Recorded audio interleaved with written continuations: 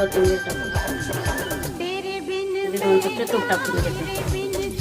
गरम झालं की खडा मसाला टाकून घ्यायचा. कांदा लाल रंग येईपर्यंत भाजून घेऊ. आलं लसणाची पेस्ट टाकून घेऊ. वाटाणा आणि हा बटाटा आणि 5 मिनिटाला झाकून घेऊ. झाले की उघडून बघू. त्याच्यात कोरडे मसाले टाकून घेऊ. गरम मसाला, पावभाजी मसाला, धन्याची पावडर, लाल मिरची पावडर हे मिक्स करून घेऊ. हे तांदूळ मी 10 मिनिटं भिजत ठेवलेले धुवून ते टाकूया. मिक्स करून घेऊया. आपल्याला पाणी टाकू.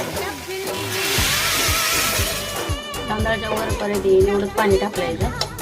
मीठ टाकू. बंद करून 1 शिट्टी आली.